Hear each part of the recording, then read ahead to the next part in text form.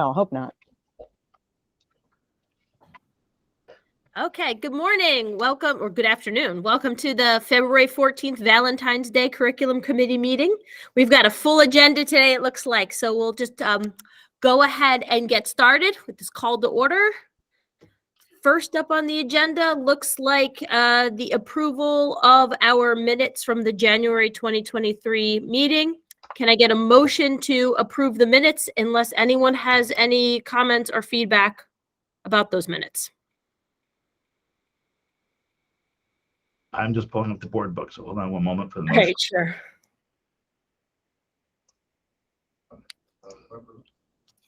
All right. Move that the curriculum committee approve the January 2023 meeting minutes. And I will second. All in favor? David, you're. Hi, David. Aye, Bernadette. Motion passes. Okay. Dr. Hinkle, take it away. Great. Happy Valentine's Day, everyone. Just want to remind us of our purpose today for our subcommittee meeting focusing on curriculum. Board of Education Curriculum Subcommittee meeting's purpose is to collaborate between the Board of Education stakeholders and school-based leadership to discuss all aspects of curricula, instruction, school culture, and climate in the Weston Public Schools. Some reminders for our virtual norms. We keep our cameras on at all times. We make sure that our microphones are muted unless we are speaking. We want to be present and engaged, always seek to understand and keep the discussion and comments on topic according to the agenda.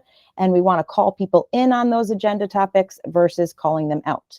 So we have a few different topics related to this today's session.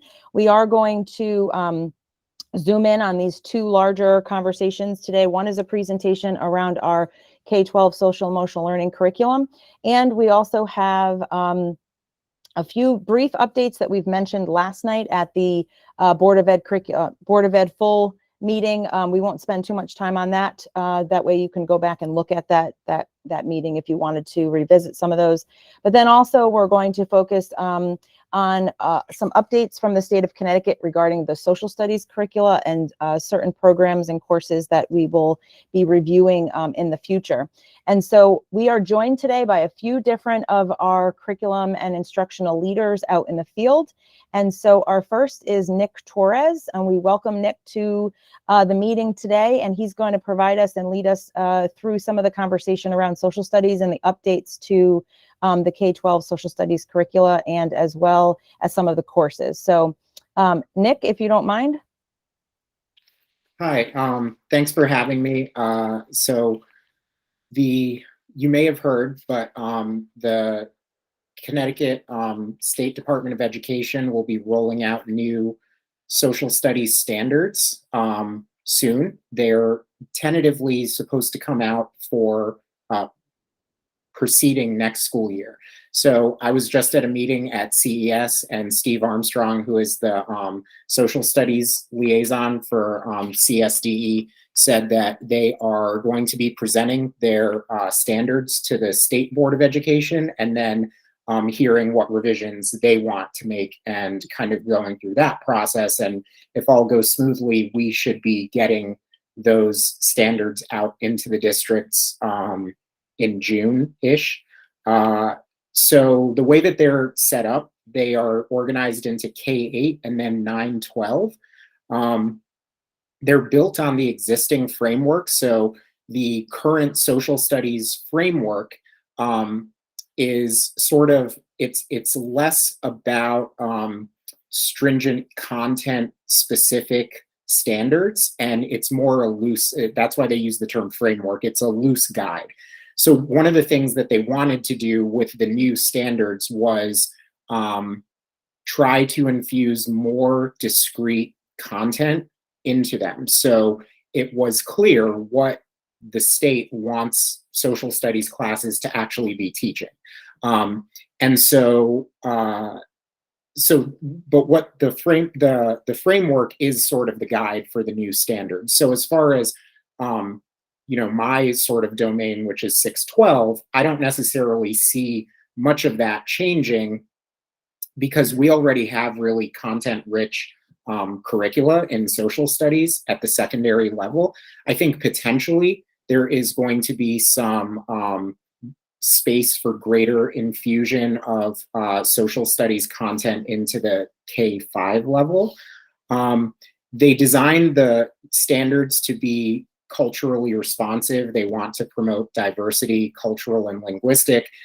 They focus on the core disciplines of social studies. So those are history, civics, economics, and geography.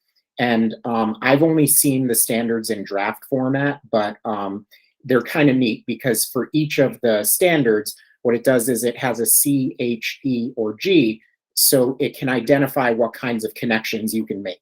So it might be a US history class and they are talking about, you know, historically addressing the Great Migration, but you might see a G next to it because there's a geographic connection. So that should help teachers kind of broaden the scope of what they're teaching without the fear of getting off track. They're also heavily emphasizing discipline-specific literacy, so like source literacy, primary sources predominantly, primary text sources predominantly, but of course that would also include visual sources, audio sources, secondary sources. As far as what it means for Weston, like I said, I don't necessarily think the 612 level is going to see major impacts. I think that we already have a very strong content sort of built into our curriculum. I think that what we'll probably do is start, you know, when we get those standards, start with like a growth mindset, looking at what we're doing that fits in well, and then looking at the ways that the standards can help us make improvements. I could potentially envision that being in the area of improving some of the non-history domains, because at the high school level especially, you know, history classes oftentimes don't incorporate civics and economics and geography as much as we might like them to. So kind of bringing in those cross-disciplinary threads within the social studies, I see that as a strong potential area where we can kind of build up. I think the curriculum revision process will be more than sufficient to address any additions we might want to make. And also, the Connecticut State Department of Education is going to be rolling out model curricula, ideally, again, this summer, if all goes well. So they would actually show us what a potential curriculum in their minds for US history actually looks like. None of this is prescriptive. Ultimately, the boards of education in the state still have the final say on what each district teaches. But they're trying to kind of set more of a clear set of you know, standards for social studies, because as a non-tested subject, oftentimes you know, we're always looking for more guidance. And like I said, as far as the K-5 level, I could imagine seeing more discrete social studies built into their core curriculum. Do you have any questions about that? Pause there for just one Yeah. second, Nick, because if the timing works out, and hopefully if all the stars align, it will help support if the standards for social studies, like you mentioned for K-5, if it gets adopted and approved, you know, before the end of the summer or within the summer, it will help support some of our curriculum revision for literacy in K-5, because a lot of the units of study are wrapped around the social studies frameworks as well.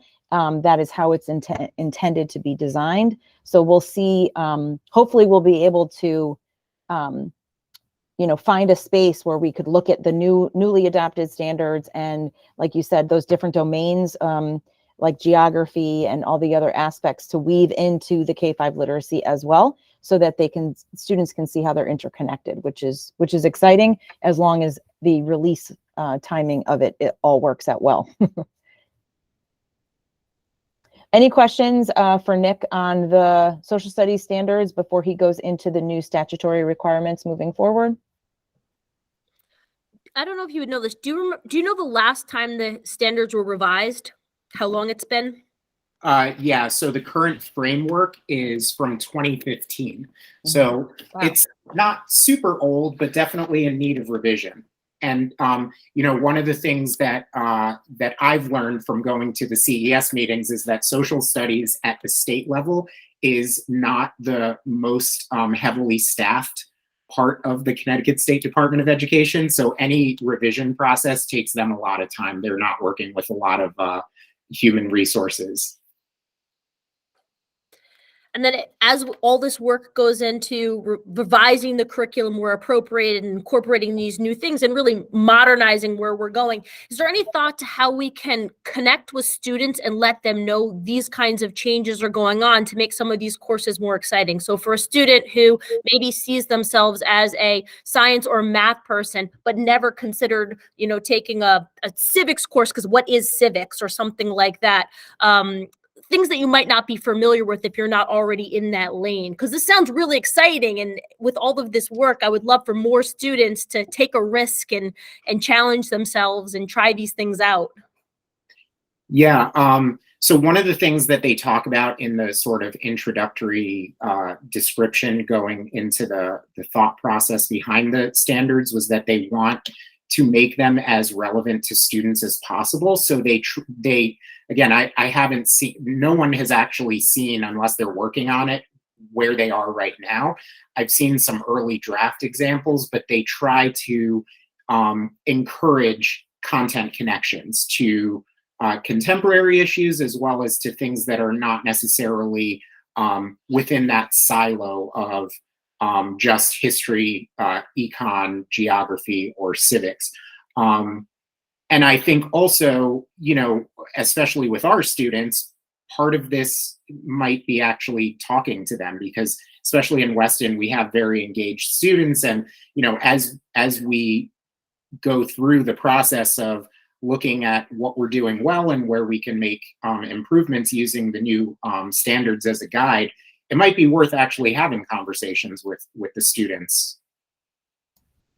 Yeah, and I think that our guidance counselors and our school-based leadership teams, in conjunction with our curriculum and instruction leaders, they're engaging in conversations around that program of study and what that looks like for students as they transition from, the middle school into the high school. And I think that might be a great avenue, to your point, Bernie, about exposing kids to different courses that may be unique and interesting, that maybe they maybe didn't think about before. And also, how are we gathering some of that information around certain interests and connecting those interests to certain courses or pathways that we offer at the secondary level? I don't know if Megan, if you wanted to, I know that you had a conversation today with your team about some of that 8th grade conversation with parents and students. I don't know if you wanted to add anything.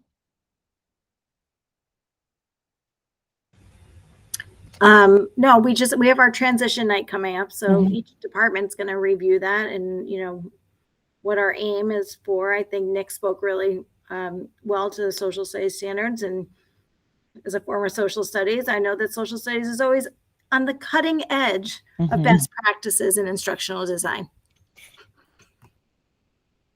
Great. Nick, did you want to speak about the new courses coming down the line?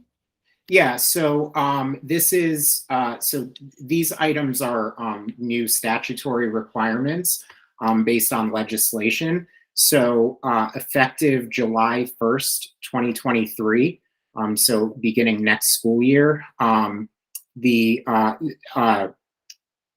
every school district will be required to offer a curriculum that includes Indigenous American studies at the secondary level, so 6 through 12.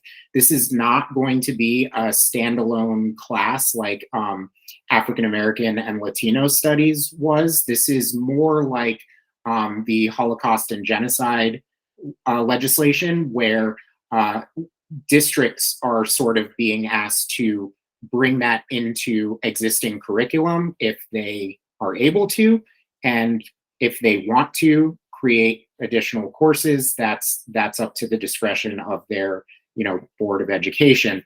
But the legislation is asking for districts to focus on the 5 recognized Eastern Woodlands tribes of Connecticut. And in Weston, it's the Aspetuck, which is part of the larger Golden Hill Paugussett tribe, which is one of the 5. So as far as our curriculum is concerned, we see that fitting in most clearly in the 8th grade, because they do pre-Civil War U.S. history, and they focus a lot on the colonial period, and they are constantly making as many local connections as they can. So I think that this is going to kind of sync really well. One of the things that the State Department of Education says is that they are hoping to roll out some model curriculum specific to this as well. And they're doing that in cooperation with the 5 tribal nations, because it seems, based on what I've read, that the 5 nations actually want to get, they want to have a hand in putting out some of the materials to ensure that, what we're teaching is robust and accurate and does justice to the spirit of the legislation. So when that comes out, that'll be made available on goopenct.gov. Again, we're looking at hopefully June if timing works out correctly. So ultimately, we see this as fitting well within our 8th grade curriculum. And like I said, with the standards prior, we're going to kind of look at what is rolled out by the state and by the nations, and we're going to see where we're doing things well and where we can make improvements. And then there's additional legislation, which I believe the governor signed last spring, but it goes into effect on July 1st, 2025. So it'll be the 25-26 academic year. And that requires all public schools to offer Asian American and Pacific Islander history. So that focuses on contributions towards advancing civil rights from the 19th into the 20th century, and contributions to government, the arts, humanities, economic, cultural, and social development of the United States. We see that as already fitting well within our 11th grade American Studies curriculum. That's post-Civil War U.S. history. They start very early on with immigration from China and Japan to the United States.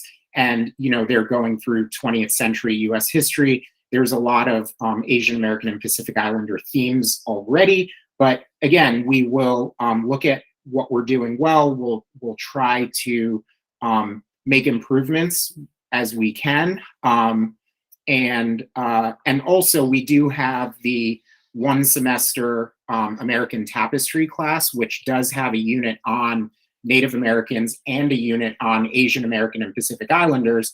And that class focuses specifically on the last 50 years of American history. So we have sort of the historical piece in the 8th grade and the 11th grade, but we also have this really cool American Tapestry class that focuses on a more contemporary view and expressly includes both of those groups. Great. Any questions for Nick?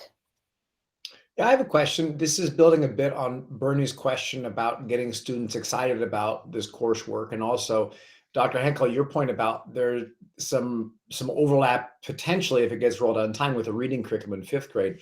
Nick, do you see this? Sounds to me, but I'll put the question to you, as an opportunity to drive even more interdisciplinary learning across different curricula? Because to your point about the Great Migration, like this, as you say that, I think like, okay, well, statistics, right? So that accesses math. And then like, what's the literature and the sort of ELA sort of moment in time that happened because of that, and the arts and English and things like that. So I'm just curious if you see this fitting and maybe even driving interdisciplinary learning within subject matter more, or the same. Yeah, I'm glad you brought that up. I think it really does. And it gives us a great opportunity for that. That's sort of one of those aspirational things that we're always talking about wanting to do better and feeling like we're never quite doing it well enough. And we could always do better with that.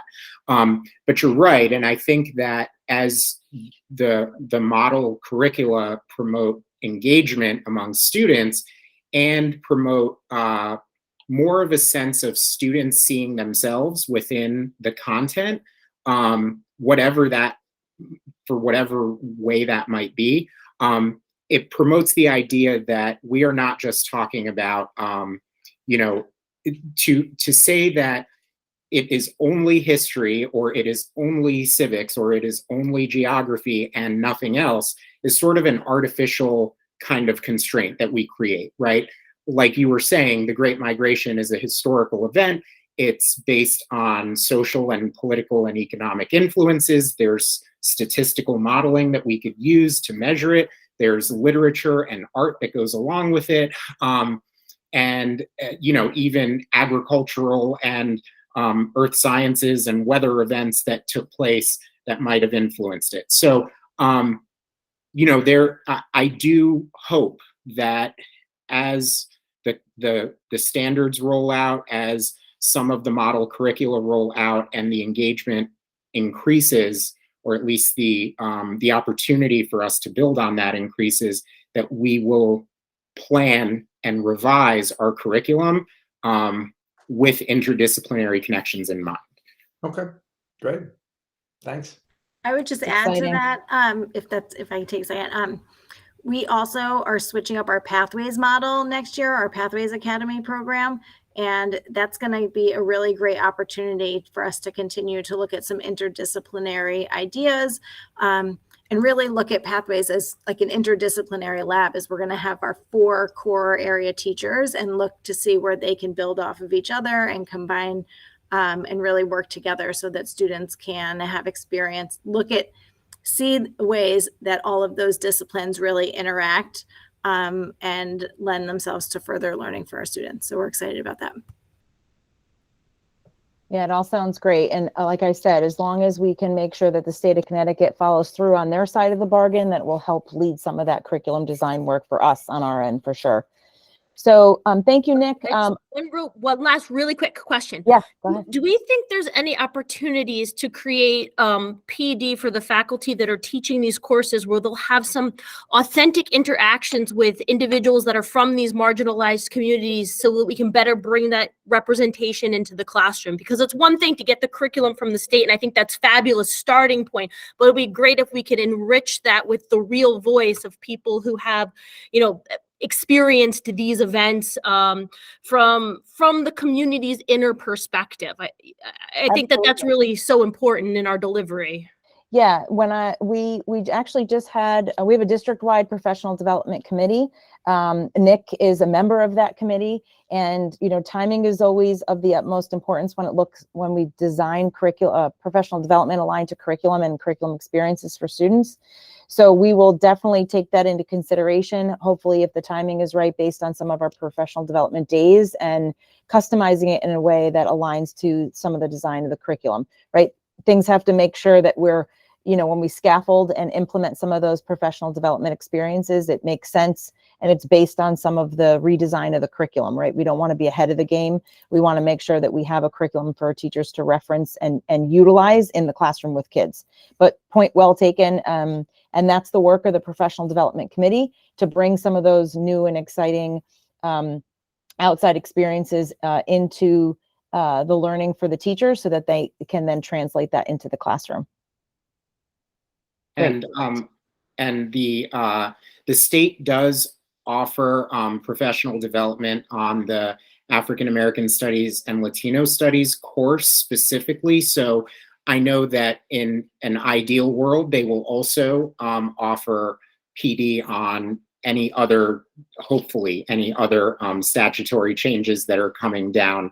And additionally, there are other resources we have locally. There was a PD in the fall at Yale that was run by Gilder Lehrman about teaching slavery in the current classroom. Couple of our U.S. history teachers wanted to go, and Megan and Tina supported that. They went, and and they brought back what they learned and shared it at a department meeting, and it was fantastic. So we do have resources available as well. Thank you. That's great. Thank you, Nick. Any other questions for Nick before? Nick, you're always welcome to stay, but that was your portion of the agenda. So we thank you for your time and giving us an update. Anybody else? Okay, great. We'll go back to some of the updates. For example, last night at the Board of Education meeting, we did provide some updates around literacy, our progress towards our goals, as well as some future work around literacy in the K-5 realm. And then also there was a special education update regarding the parent meetings that we've had since the beginning of this school year. So if you want a full detailed report on that versus being redundant here, we did record that session from last night's full Board of Education meeting. So I'm going to move on to the next presentation, which is on our K-12 curriculum, our K-12 curriculum around social emotional learning. So I wanted to preface the rationale for why we decided to kind of revisit our social emotional learning curriculum. There have been a lot of conversations around, you know, how does our current experience for students in K through 12 support students' ability to build their self-esteem, their self-regulation skills, their resiliency skills, their perseverance skills, and also just an overall growth mindset when dealing with adversity and struggles in school as well as in their life. And so today we wanted to take some time as a district team to review some of our universal curricula aspects and highlight some of the experiences that we value in our social emotional learning curriculum. And so today we're joined by some additional people in the field.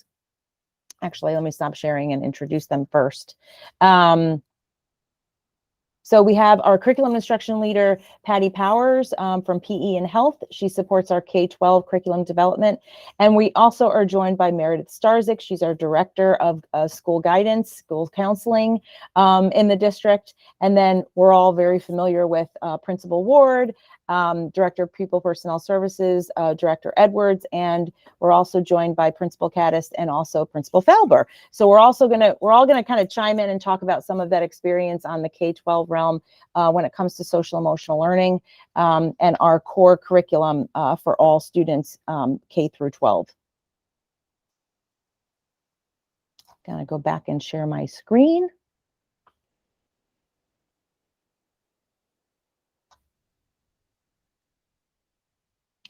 So by definition, just to ensure that we're all understand what the K-12 framework looks like for social emotional learning, which is referenced in abbreviated version of SEL. It's an integral part of our education and human development.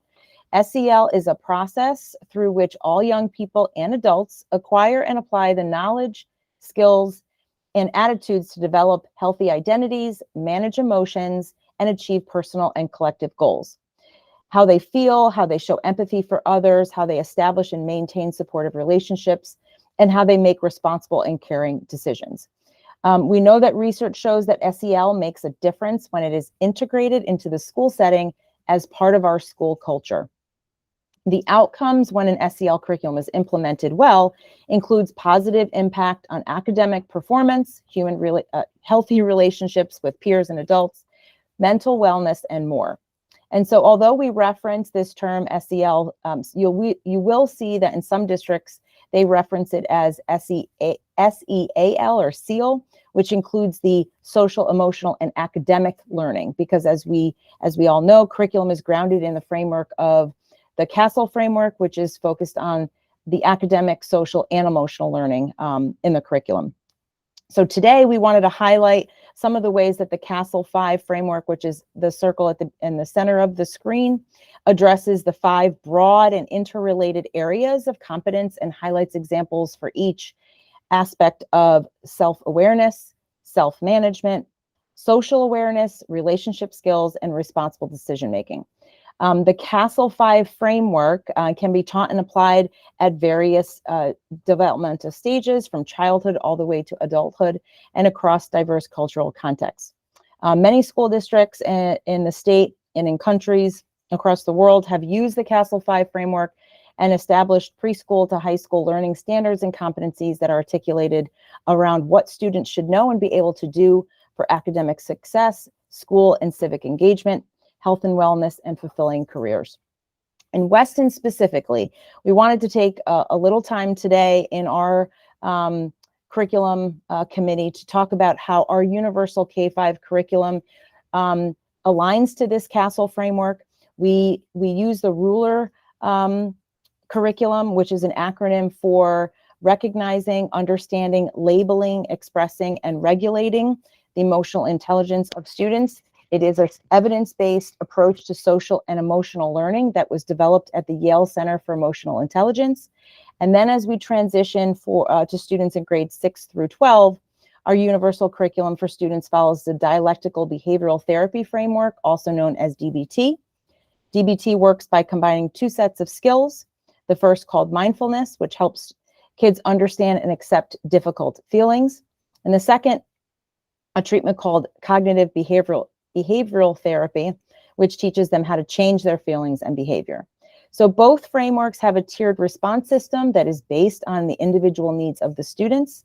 And for today's conversation, we wanted to focus on the universal aspect of curriculum that we implement with our students in K through 12. And we wanted to give an opportunity for the teachers, our curriculum instruction leaders, and our resources in Weston to describe the way that our lessons and activities teach all students in Weston align to the Castle framework.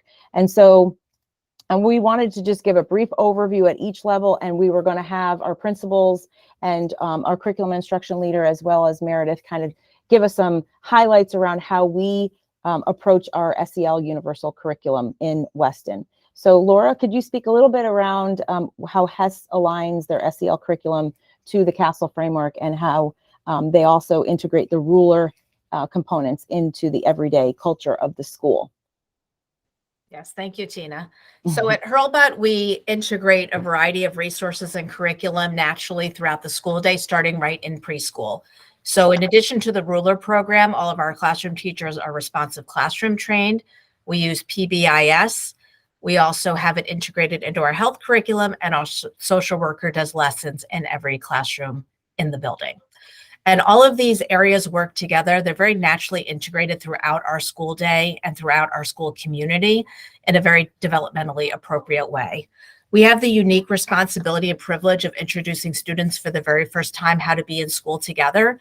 So we really take a teaching approach and a learning approach with our students, teaching them how to interact together. What does it look like and sound like to be safe, kind, and responsible throughout our building, using all of these tools naturally throughout the day. So just like the intermediate school, we use the Ruler curriculum through the Yale Center for Emotional Intelligence. There continues to be new resources available to us, and curriculum that we can use consists of lessons, resources, parent education tools, and every year we try to look a little bit more to see what we can add to our toolbox. Again, all of our social worker does lessons in all of our classrooms, starting in preschool, to teach discrete skills around social emotional learning and interaction with each other in the school setting. We have a feelings unit in our health curriculum. Those responsive classroom part of our day. Responsive classroom is a student-centered approach to social emotional learning in the classroom, using practices to create positive and joyful and engaging classrooms. So all of our classroom teachers are trained in language around creating positive classrooms and how to respond to students to encourage that safe, kind, and responsible behavior in the classrooms.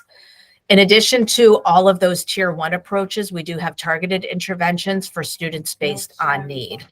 And those are very dependent on individual students. So that's a little bit about Hurlbut in a nutshell. I'm going to pass it along now to Mrs. Falber for the intermediate school. Great. Thank you. Thank you, Laura. So at very similar to what's taking place at Hurlbut. We really look at that social emotional learning through a multifaceted approach. We look at social emotional learning as a big overarching umbrella, and all these different programs and strategies that we do all sort of play into it. So looking at responsive classroom, PBIS, all the Yale Center for Emotional Intelligence, the ruler approach, through morning meetings, school-wide meetings, assembly, celebration, pride pause, really trying to build that whole school positive climate, as well as working all the way down to the classrooms, all the way down to the individual students, and really providing that that learning to really be strong social, have that strong social emotional sense developmentally as we go up through the 3 grades. We do try to integrate, obviously we're teaching specific skills, but we're also trying to integrate that authentically through our curriculum. When we're reading a story, the teachers will stop and talk about how is the character feeling? How do you think the character is going to be learning to move from one expression, one feeling to another feeling? Where are they maybe on the mood meter? Which is what we do also in our morning meetings as well. And I'm going to turn it over a little bit to Patty Powers in a minute. I want to talk about in our health units, we really are specifically teaching this as well. And I know you haven't had a chance to talk about that in either of the schools, but it's about, positive affirmations. It's about positive and negative peer pressure. It's about not yet. I can do this. So it's really helping the children really be able to understand how they're feeling and what they can do to change that feeling if they need to change that feeling. When we talk about the ruler tools, we use the mood meter. Every single classroom has a class charter. We talk about taking a meta moment, having a place in the classroom where you can, if you need to take some time, you can use some strategies to help you regulate those emotions. We do a whole school-wide charter, as well as individual classroom charters. I feel like we do so much that it's hard to put it all on one slide, everything that we do, because building that really caring, positive community is a huge priority for us at our school. We also work not only with our students, but we work with our staff. So we are consistently bringing that social emotional learning to our teachers and to our faculty as well, so that they can make sure that they are helping children be the best that they can be. I'm sure I'm missing something, but I did want to let Patty Powers talk a little bit about what's taking place in our health units, because that reinforces all the things that we do in our school as well. Good afternoon, everyone. I'd actually love to talk about health K-12, and then I can speak to what's happening at individual schools if you have questions about that as well. But at the K-2, I'm excited to say we started to integrate more of the emotional intelligence into the actual health lessons, rather than just kind of talking about them and making connections secondary. We created a opportunity for each grade level to do something that is skill-based, where they're actually they're demonstrating that they can regulate their emotions instead of just doing an activity where they're explaining what emotions are. So trying to make the experiences more authentic and building on them from K1 and 2. I think the main emphasis at the K2 level was identifying feelings, communicating what those feelings are, and then being able to explain at least one strategy of how they can help themselves get through that experience or that emotion, and who they can also go to for help and support when they're not sure what to do or they need help with something. So basically advocating for themselves. And then when we go up to 3-5, a lot of communication, being able to again recognize, but using I statements. I feel this way. I am feeling upset, and I can go to this person for help. I can use this coping strategy. So getting used to the language and the idea, something that is really, really important is all of us, all the health teachers have been, modeling that we all have feelings, we all have emotions. Emotions are something that is part of everyone's lives, and they're not right, they're not wrong, they just are. And it's okay to feel all of these different types of emotions. And when we do, we have strategies, we have a toolbox. So we're starting to fill that toolbox up more in the 3-5. And then as we move on to 6-8,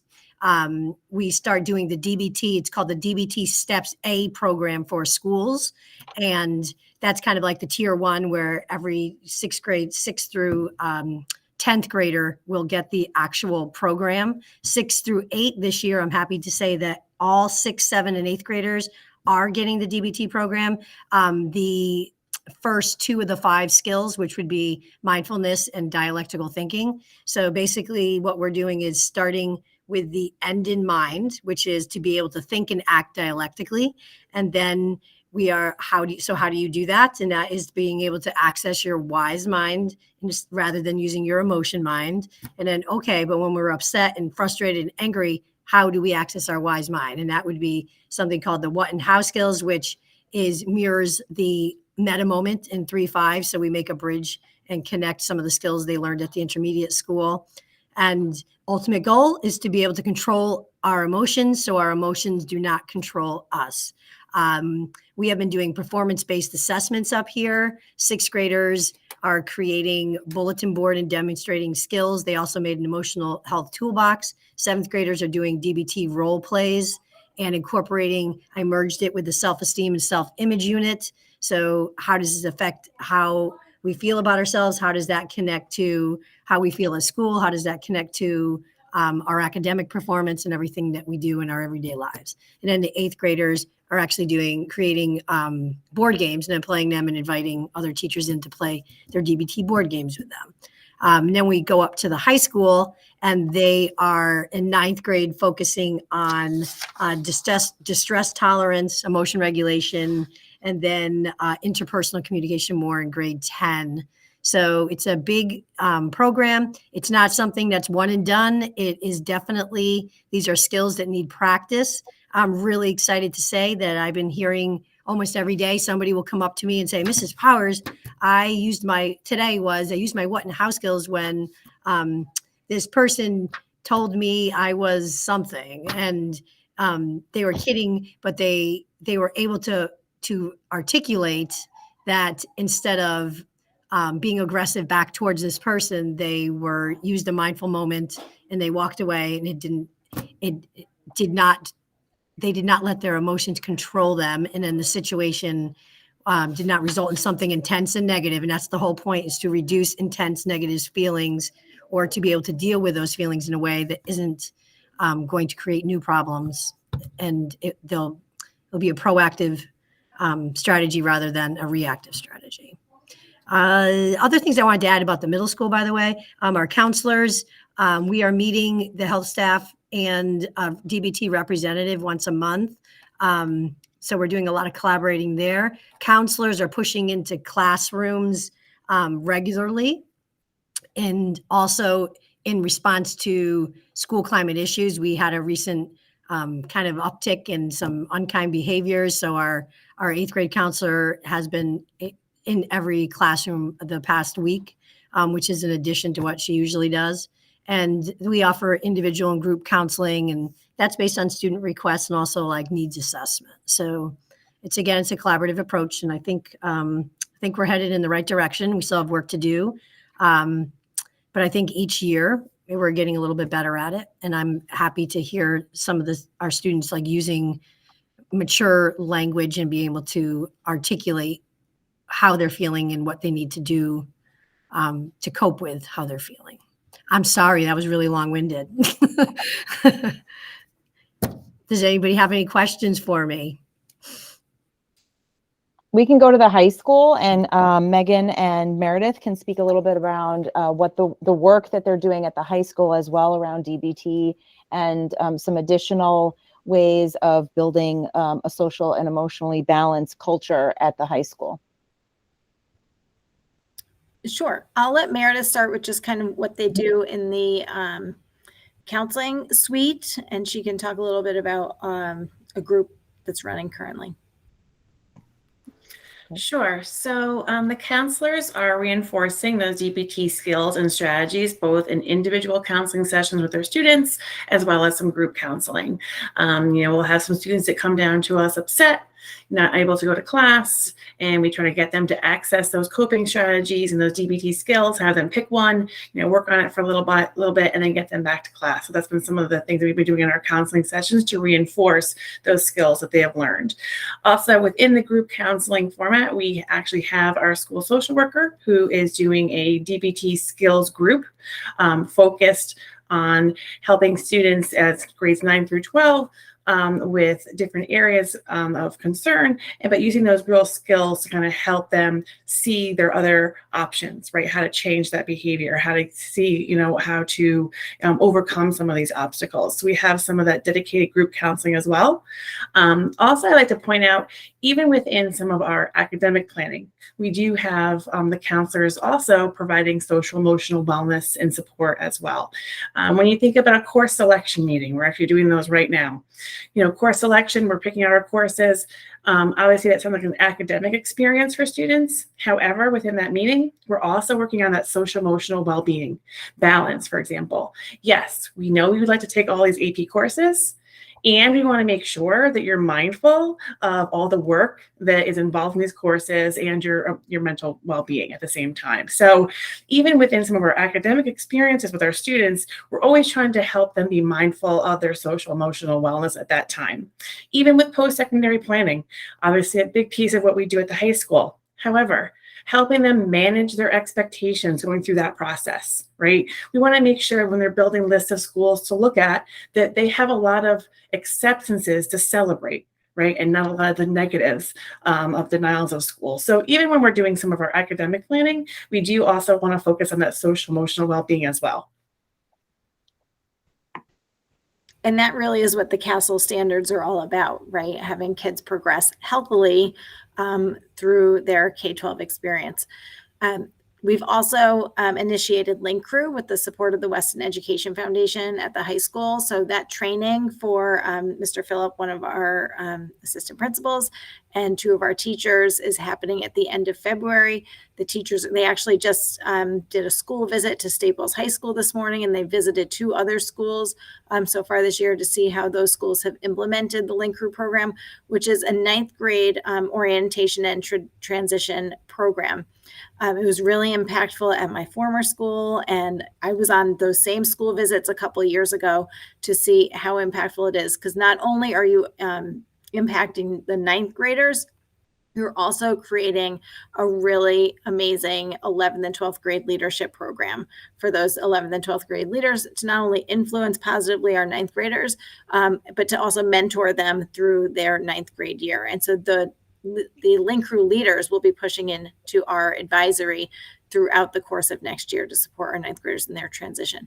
We also, for our second semester this year, have created a weekly advisory. We were having advisory kind of as needed at the beginning of the year and just getting some feedback from students. One, they wanted to have a little bit more fun in their day and some relaxing moments, just speaking to what Meredith was talking about in terms of balance. So much, I think if any of us followed a high schooler or middle schooler or any student for that matter these days around, we would be exhausted because you really can't even compare it to our adult days. They are going all day. So our taking some feedback from students, they wanted moments to connect. They wanted moments to create relationships. And it doesn't always have to be around like serious school topics. So we've also incorporated some opportunities for them to play some games, whether that's like some sort of like categories type of game that we do as a whole school or whole school Kahoots, or their smaller things that they're doing within their small group advisory. So we're doing that once a week, and we're really excited to see that grow and develop. It also has allowed us opportunities to dedicate specific time, whether it's that connection building through relationships and games, dedication to our Portrait of the Graduate program, and other school events and activities like our pep rally that we are having tomorrow, as we are doing a fundraiser to raise money for the person-to-person food banks through our student government. So lots of fun things going on at the high school.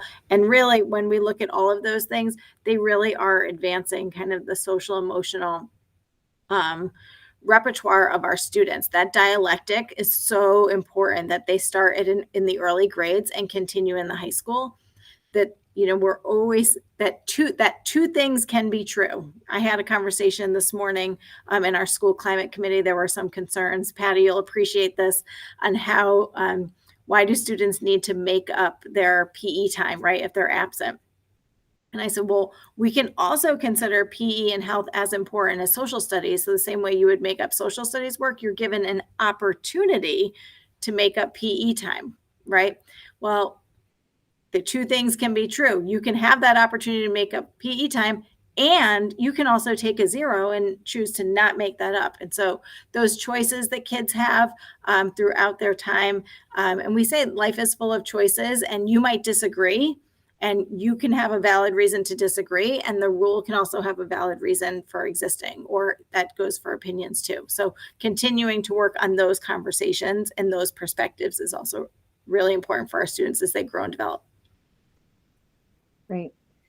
Thank you. I asked Tracy to come on as well, because as you can see, the goal of our universal SEL curriculum from pre-K through 12 is to really provide opportunities for students to understand some of those skills and be able to recognize their emotions and feelings, and also how to respond to them. And it's through those universal experiences where we're trying to be proactive, right? Sometimes we are creating simulations and having conversations with students at all levels so that we can coach them through how to respond and make good decisions depending on the situation that they're in. And having children in all levels of that K-12 continuum, I can tell you that they too help me, coach me at times when I'm dealing with situations where I feel my anxiety or stress building, and what are some of the strategies to deregulate and some de-escalate some of those feelings and emotions. So like Patty said, they don't take over, right? These are life skills. And it's through all of the people on this call today that help coach not only the students, but also the adults. And we have been really embracing all of these skills and what the research is showing us to embed some of these also with our adults in the district since I arrived. And specifically, I wanted to just remind and call out to the public that we integrate these strategies in our professional development opportunities with our staff, so that we can also live and breathe this work on a daily basis, not only during the school day, but also outside of the school day, because all of these skills apply outside of the school day as well. And we're also integrating some of our opportunities in our professional development, where we also have opportunities for our staff to be mindful and practice mindfulness activities, and also find the joy in the work that we do on a daily basis.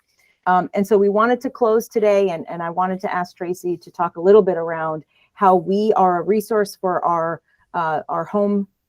families in the district, and how we can continue to be an asset to all of you when you need support, when you're looking at ways to connect with the learning in the classroom to the learning at home as well. So Tracy, could you talk a little bit around the resources that we provide to our families outside of the school day as well?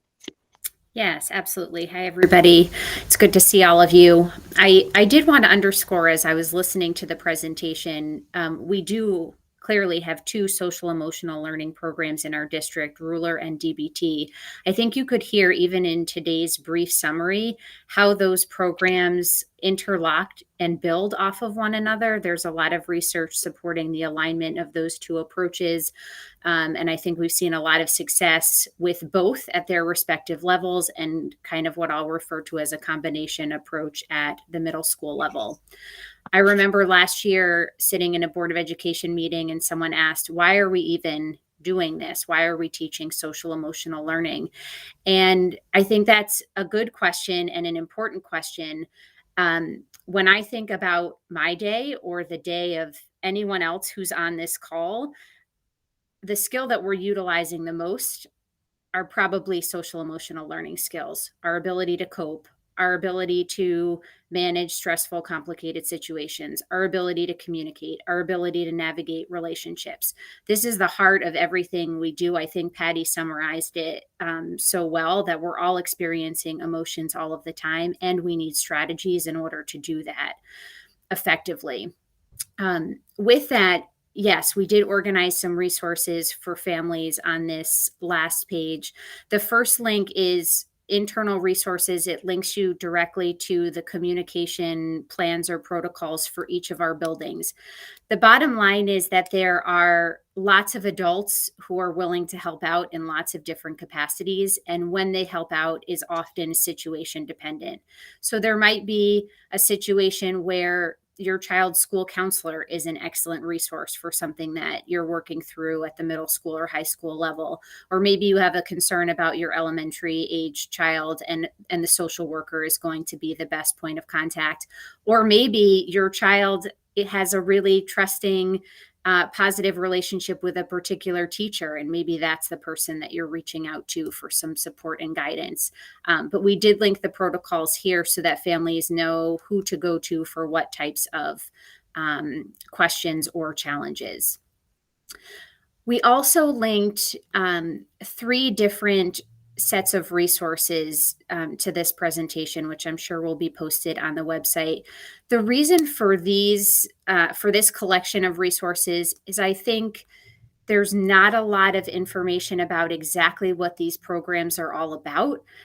What do we mean when we're talking about the mood meter? What exactly is a meta moment? How can I be modeling some of the thinking that is happening in school with my child when they're at home? How can I be labeling my own emotions and talking about my own process for managing emotions? So I thought these would be helpful resources to learn a little bit more about CASEL, which is, again, the overarching framework for many social emotional learning programs, Ruler and DBT included, and then some very specific resources about both Ruler and DBT.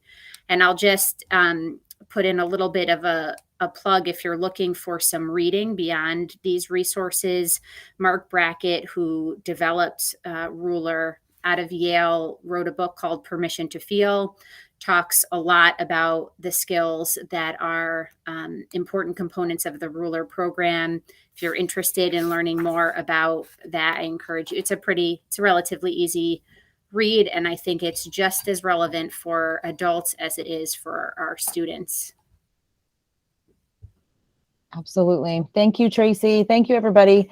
I just wanted to take the opportunity to,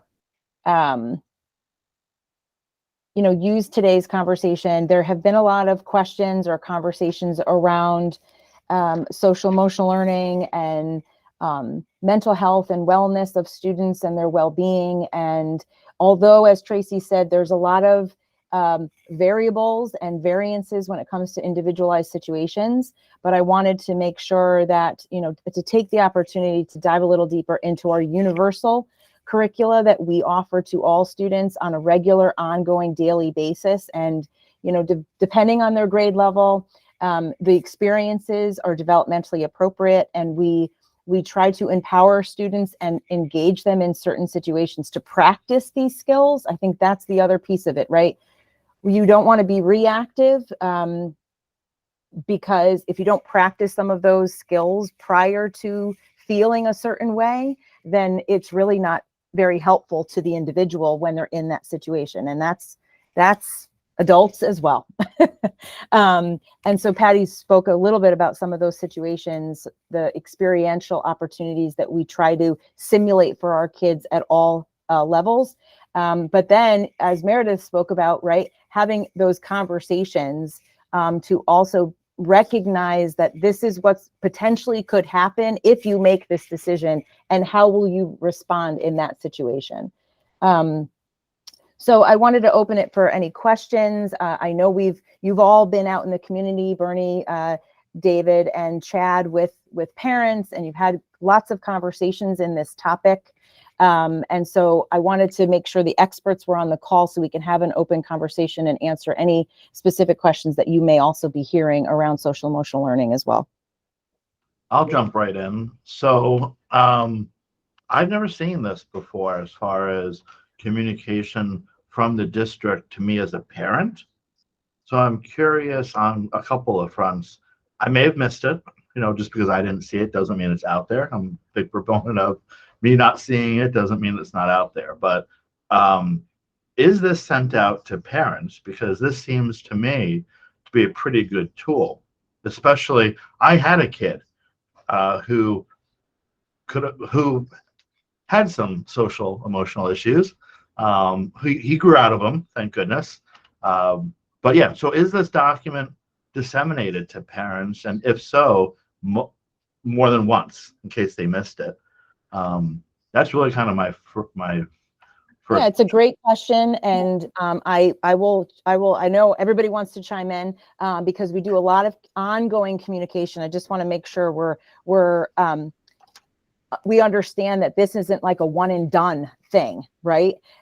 This is a ongoing experiential conversation, and as a parent as well, I am continuously learning and building my own skill set depending on the situation that I'm in personally and also with my own child. So why don't we start at the elementary level? Laura or Patty, do you want to just speak a little bit first? Mm-hmm.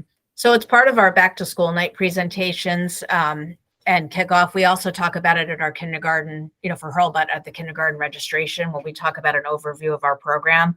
We touch on the social emotional learning back to school night, and then the teachers highlight it in their presentations. And then there's, just ongoing throughout the year. We always highlight those in our Board of Ed reports. We'll send out, building-based blast when they're appropriate for celebrations. PBIS, I think, is the one our families are probably the most familiar with. Everyone knows Be Safe, Kind, and Responsible, and the monthly celebrations we do and how we address that. The classroom teachers are now doing a little bit more with some of the new resources that have come out from the Yale Center for Emotional Intelligence around parent newsletters. So we have some classes that are, using that now. We have done presentations over the years to families.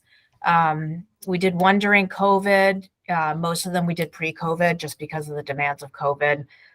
We didn't do as many. So Patty, did you want to add anything to the elementary? No, I guess pretty much the same that we started off at back to school night. We have presented at the PTO meetings. Our guidance counselor and our school counselor and our school psychologist have presented. We have done some parent meetings. But again, before COVID, we did one, again, 2 years ago, Laura, we did a joint one with our parents where it was an online presentation. It was a Zoom presentation. But, obviously we can do more to get this out to parents because as I said before, there's so much that we do. It's probably, David, a good idea that we send more out and maybe the resources that Tracy was presenting, we can send those out too. Mm-hmm. Yeah, I was just going to say quickly, this is something that is, trying to think, like I always make connections to the private sector, right? The service that we offer, until you know you need it, IT, or you want to make a change, you're going to brush us off. So it's all about timing, right? We reach you at the point where you're frustrated with your current vendor and you're ready for a change. So this type of document, I can see why at back to school night, with all the information that we absorb as parents, our angel would never have this would not be valuable to our little angel. So I'm curious if we can maybe have this sent out on a monthly basis, quarterly basis, or have it as a resource, because when my angel momentarily becomes a non-angel, I would love to have access to this information. And by angel, you mean your child? Is that what? Oh, you yeah. mean? Who else? Okay. Yeah. I just wanted to. Okay. Yes. Patty Powers, did you? Yeah, I want just wanted to add something that all of our core syllabus for health have this information in there too. And of course, we send it home and the parents sign it.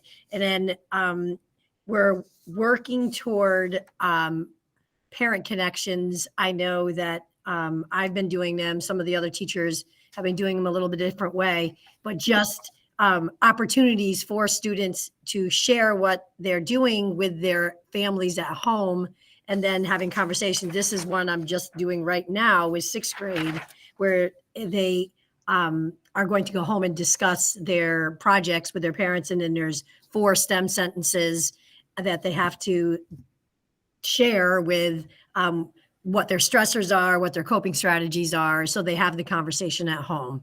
I love the Parent Connections assignments. We are using them. We could do better. And I'd like to share with you that I'm working on right now for the middle school, a DBT top 10 for teachers.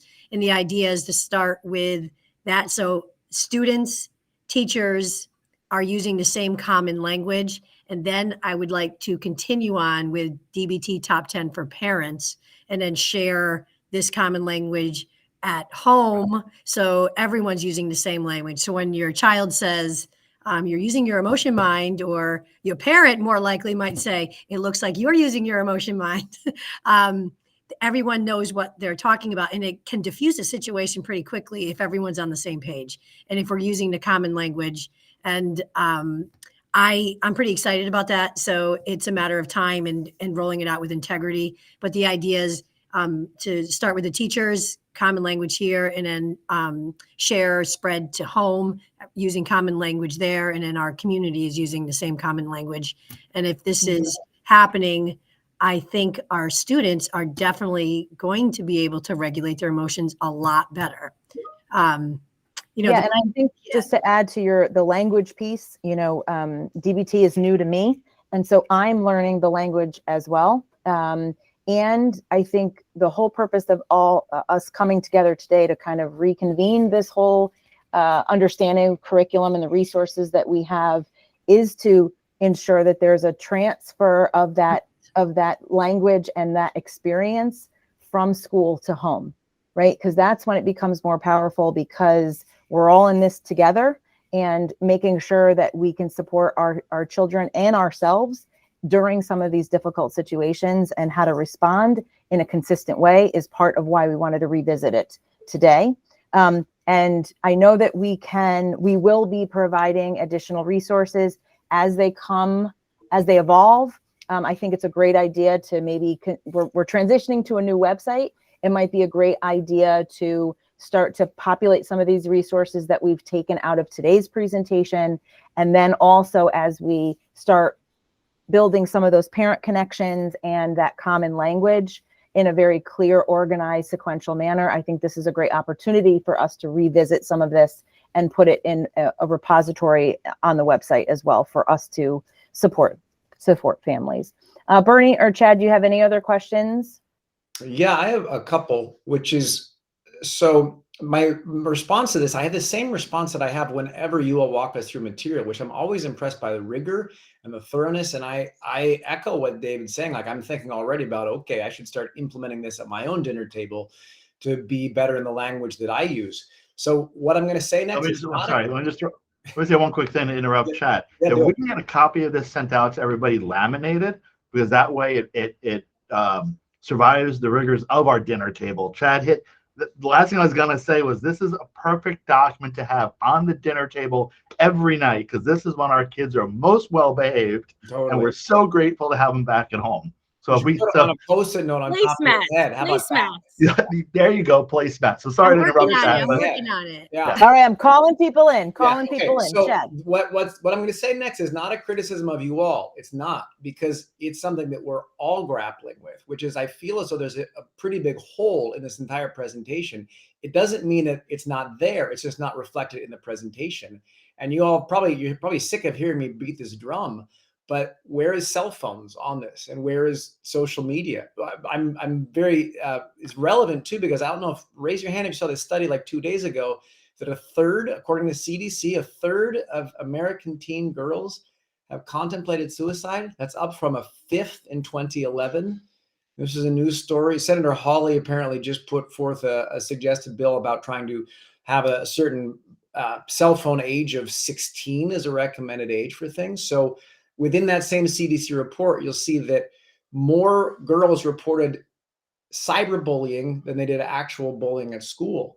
So my question to you all is like, we can have all these strategies in place and it's impressive, but the environment, and it's not just the Weston kids, but if you listen to what's happening in Wilton and other communities, the environment that our country's kids is facing is totally transformed from what we grew up with. So like where the rubber meets the road here would be things like the scenarios that you referenced at some point in this, and I'll try to feed you back your language so you know what I'm talking about. You had these role plays, Ms. Powers, that you mentioned, like, do they explicitly use social media or cyberbullying? Another example is like, can we get cell phones out of classrooms? Like last night's conversation was about the technology policy about confiscating phones.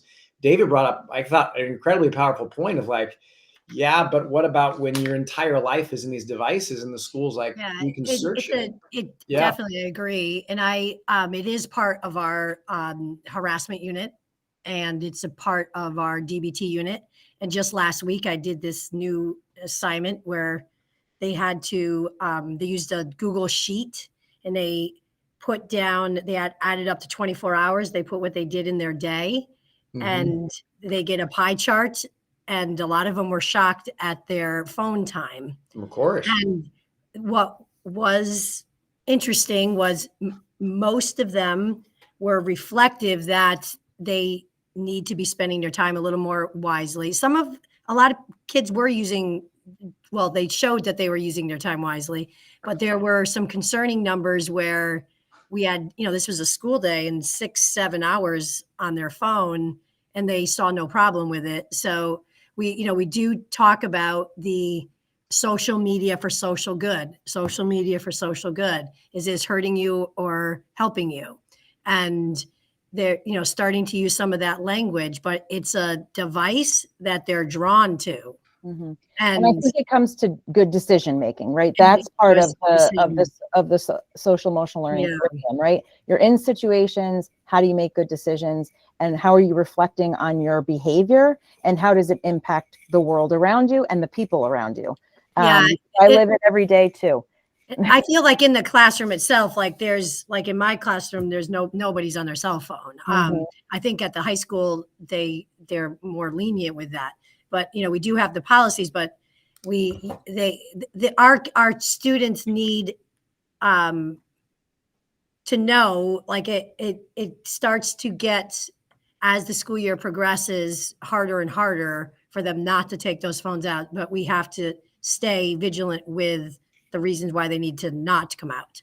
And they love not being on their phone. They just won't say that. They're just addicted to their phones and they're drawn to them. But they, when we're doing these mindfulness, they love it. They like the freedom. So I think as adults, it's our responsibility to send these, to model it and to send the messages. Yeah. If I could just say one more thing. So Megan, yes, I was going to mention about you. Go ahead, Megan. Okay.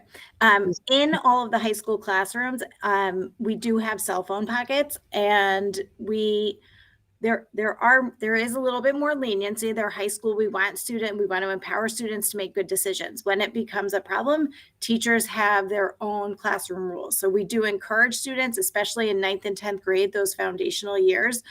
So much of this, I have a high schooler and a 7th grader in my own house, so much of this is having those home conversations too, and saying to my daughter, she says I can talk about her, so I get permission from her.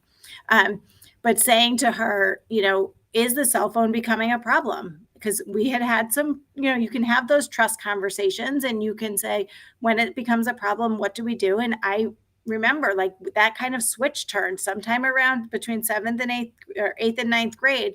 And cell phones shouldn't be in bedrooms, like that's that detachment. When they are in schools, they are busy. So they might take out their phone during the day. I made an announcement this morning just about a culture of kindness and looking at each other and saying hello to each other and like how we treat each other respectfully. We're going to continue to have those conversations in advisory.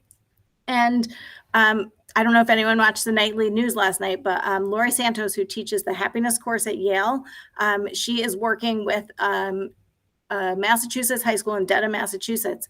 They took the cell phones out of kids' hands, right? So we're working on that.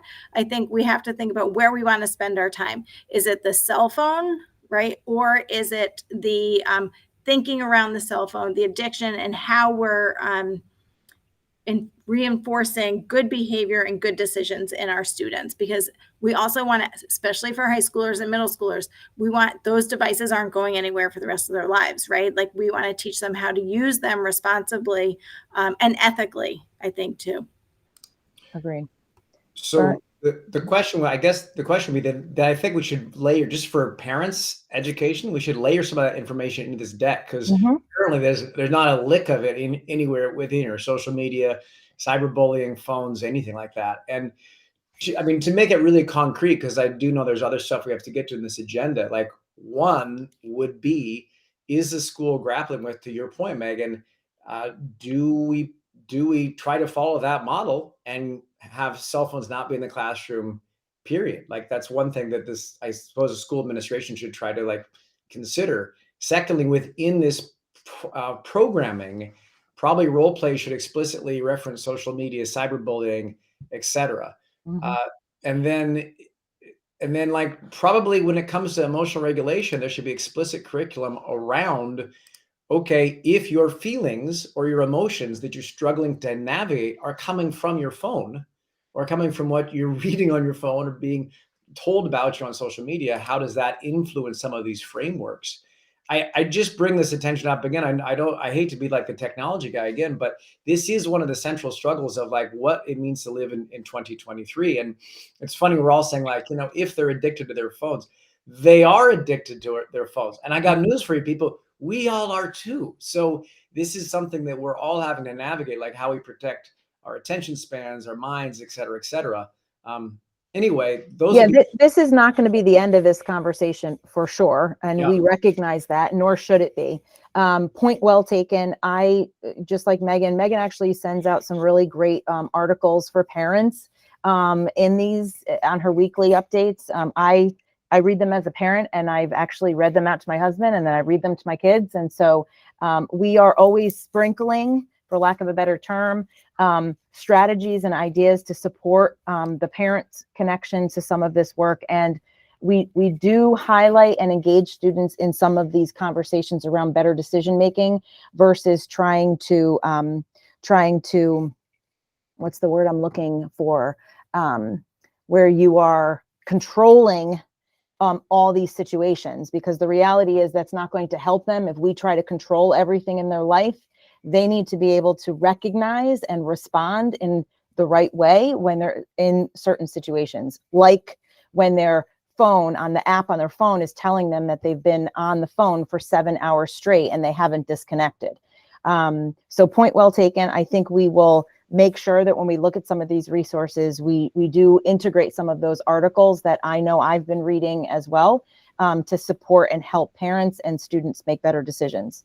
I would just add, I just want to add, I don't want to misrepresent what the news piece last night. It was more about helping students to make healthy decisions, not necessarily about removing the cell phones, but like to what Patty said, making students aware of the choices that they're making students aware of the hours that they're spending, and looking at that happiness quotient and having them really look at analyzing, okay, if I use one of the examples, I'm not going to belabor this, but one of the examples was a student looking at how they were intentionally using their phone and the lack of joy that they were getting from scrolling, right, versus the absolute joy they were getting when they FaceTimed their sister in college for 20 minutes, right? So that's where the technology can bring joy and connection, whereas the scrolling can rob students of that joy and connection. And those are the conversations we want to have. And also, to Patty's point, Meredith's point, everybody's point here, while these presentations are really great and informing, what we also want parents to do, and that's some of the work we're going to do between the end of the year, next year, and into the future, is looking at how we can inform parents of those particular strategies, like at the high school that our 9th and 10th graders are learning. So our PPS team just did an amazing job of doing a staff development with our whole staff. So if you teach 9th graders, here are the strategies that we're teaching 9th graders to use. If you teach 10th graders, here are those strategies, and same for 11th and 12th, but here are those foundational strategies. And then equipping parents with that same language and those same strategies. So it's more than, okay, here's the social emotional learning. We do that at school. Here are the specific tasks that we can provide to parents when kids are faced with some upheaval, as they inevitably will. It's also part of our digital citizenship program, you know, starting right from kindergarten. We talk about digital citizenship, how to use technology safely, appropriately, and responsibly. So it's, you know. So that's great to hear. And that's not really reflective in this deck. So I guess my question would be, if it can be made more reflective in the deck, that would be great. And if there are gaps, like everything you just said, Megan, this seems like to me like a ripe opportunity to attach mindfulness to how you use your phone, emotional distress to how you use your phone, attention span and deep thinking to how you use your phone and how you use technology. So if we're not already just layering that through all of this curriculum, it seems like to me a very obvious opportunity to do so. I hope what you're hearing is that we can't talk about mindfulness and how we're using and emotional regulation in 2023 with teenagers without talking about their phones and technology. Good. Yeah, I agree. It's an absolute at this point. Yeah, good. All great points. So we're at 424. Bernie, did you have any questions? Yes, I just have one quick thing to throw out there, a slightly different tact on this conversation, more of a reflective piece. And one of the criticisms you hear about like SEL programs is that they have the potential to reinforce norms, in the sense that you have a set of standards, they're meant for the majority to be functioning properly. And it's how do you cope with those norms? How do you function with those norms without getting upset? And if you're a person who doesn't identify with those norms or finds yourself in a subgroup outside of those norms or in conflict with those norms at any times, sometimes it can feel as though these coping mechanisms are teaching you how to just fit in the system and robbing you of your ability to shape or change the system. So just kind of pulling it back to the bigger picture, are we doing the work to really reflect on exactly what we're reinforcing on an ongoing basis? And a lot of times it's the squeaky wheel that gets the oil, right? So if somebody's upset with something, enough students are upset with something, then we kind of take a look at it. But if we're teaching students to cope so well with the system on those little tiny nuanced pieces, so I'm not talking about, fighting and big pieces like that, but if those little nuanced pieces, how are we making sure that if a student is, I don't really feel like that's right, but let me just cope with it. Are we addressing those kinds of microaggressions or subtle things that students might interpret as a microaggression, and making sure that gets the voice it needs? Does that make sense? I don't think we're looking for an answer now per se, but it's like we have this great SEL program, and just if we can even incorporate that reflective piece, it can make it even more powerful. Because sometimes what we see as our everyday standard, you have one or two students sometimes that just feel slightly outside of that. And I just want to make sure that in our efforts to make sure that we're functioning right, when something isn't right, that students don't just cope with it, that they know and are empowered and feel like what's appropriate to take to the next level or be angry about, to be quite honest. Yeah, and I think the presentation today is really about the thread that transcends through the K-12 culture of the schools, and that includes, and we spoke about it today, around those charters that are basically the norms and the expectations in the classrooms, and as well looking at specific strategies when students are engaging in certain situations or aspects of emotion, and trying to engage them in certain simulations. Sometimes it's when they get beyond that universal curriculum and experience that's when we start to see those individualized, intensive kind of responses that we want to make sure that when they elevate to a new level, right, they have the resources in place at the school to help respond to some of those unique needs that maybe are beyond the universal curriculum. Megan, were going to add something there? Sorry, Bernie. Just to clarify, I'm talking about a little bit more when a student feels like something might not be right, but goes directly into coping mechanism, and does it maintain that, well, maybe I should be angry about this? Do we have that kind of nuanced piece in there?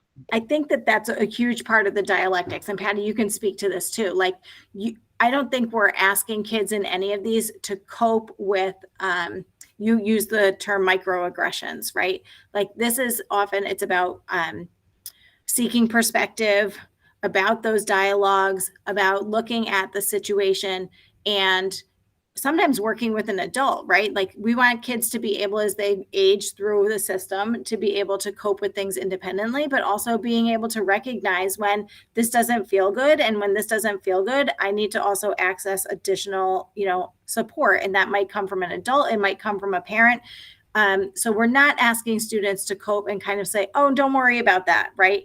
But we're really hoping that through learning all of these skills, whether it's, interpersonal effectiveness, mindfulness, emotional regulation, that we're giving them the skills when that doesn't feel good. They're not going to have a super strong reaction that distracts from the problem at hand. So they can communicate effectively about what it is they're uncomfortable about. And then we can get into the problem solving portion of whatever's going on. And the restorative practices and all that too, like looking at there's some harm done to them, but also looking, there's another child on the end of on the other end of things as well too. So looking at that child and that behavior and saying, how do we restore and repair this relationship if that's possible as well, ideally? Yeah, I just would also add that just coping with it, like really isn't coping with it. So that's just forgetting it and hoping it goes away. And then we, are trying to help students like to recognize. And then if they're feeling that like micro, like you're saying, feeling, okay, what do I do with that? And that's part of it is understanding, like recognizing you're observing how you're actually feeling about something. And then when you describe that to yourself, you can say to yourself, like, okay, this is what's going on. This is how I feel about it. And I have a choice. I can do nothing or I can advocate for myself. And then giving them the skills to advocate for themselves is like, those are little decisions we make all day because, throughout an average day, how many times do we all feel that way about something? And we either let it go or we decide, maybe this is something that I should be addressing, because if I don't, it's going to create a new problem. And we're trying to prevent them from creating new problems. Mm-hmm. So I don't know if that helps. Thank you. No, that's fabulous. Just hearing that all of those pieces are also in there is so important. So thank you. One more just real quick piece. Sometimes, and I think you brought this up, Tracy, I have heard with my own ears, and I think you have as well. Sometimes people link SEL with CRT. And so whether it's correct or incorrect, we have to make sure that if we are going to educate how to deal, how children can deal with their social, emotional piece, if we're going to push this as far as something positive with the district, we should be aware that there are people out there who do pin it to CRT. And so we should get ahead of that. And when we send out messages about this, two things. Let's make sure that we let people know, with proper wording, that this isn't CRT, and let's be what's the right word? Be understanding if we do get some feedback that this is CRT with a different set of letters. You know what I'm saying? Yeah, I think the best way to approach that is by talking specifically about what SEL is and what it does. And yeah, if we get specific questions, I think that is a common misunderstanding. They are not synonymous. They are not the same thing. This is not the time and place to have an extended discussion about that. But I think Tina even started with the Castle's definition of social emotional learning. I think we just need to continue to communicate that in as many forums as we can and address questions as they come to us. Great. Thank you, everyone. We will continue the conversation. We will also seek to find avenues of continued conversation with parents at the school level. I think a lot of times the best environment to have these conversations is in small groups at the school-based level. So parents can have very transparent, open dialogue around what they're feeling and seeing in their own households, and how we as a school system and the experts on the call can help support, build our own capacity as parents, and making sure that, you know, the environment in and out of school is that much better for kids. So, and we'll work internally to gather more specifics around how to respond and the language, and start building that on our website. I think it's going to be a great opportunity to do that. Okay, the last, thank you, Patty. Thank you, Meredith. I really appreciate you guys spending the time to share your expertise. You're My welcome to pleasure. stay, but we Anytime. can- Thank you so much. Bye, everybody. Great. So just moving on the last topic, and again, I'm going to share my screen real quick. The last piece on the agenda was just a couple quick updates. Last night, Tracy mentioned, provided an update on the special education parent meetings. I also provided a quick update on the district literacy committee, and moving into the second half of the school year, and some conversations that we'll be having at the school level as we continue working on our transition for K-5 literacy. And then just the last item is, I wanted to make everyone aware, I have been exploring different opportunities for summer school, for summer camps and enrichment activities for the district for students as an option. I've actually met with the Park and Rec department as well to get a better understanding of what we do in the summer to provide additional enrichment opportunities. I happened to stumble across a company called AI Camp. It's artificial intelligence. It is a virtual camp that is offered to students at the high school level. There is no cost to the district. We do not require, it doesn't require any space from us to participate. It's basically an opportunity for high schoolers, if they're looking at increasing their knowledge around coding and around artificial intelligence and designing new applications and tools. So the reason why I wanted to put it on the agenda today was because they do offer scholarships for students, but the deadline is March 16th. And I didn't want to miss the opportunity if there are some high school students that may be interested in participating in this opportunity. I will be the point person for it, just because of the summer school, the summer time frame and schedules. I will be here all summer. So if there are parents or students that are interested in gathering some more information on that, I'd be happy to have a conversation. I will be working in collaboration with Megan to communicate any of that information out in a timely fashion.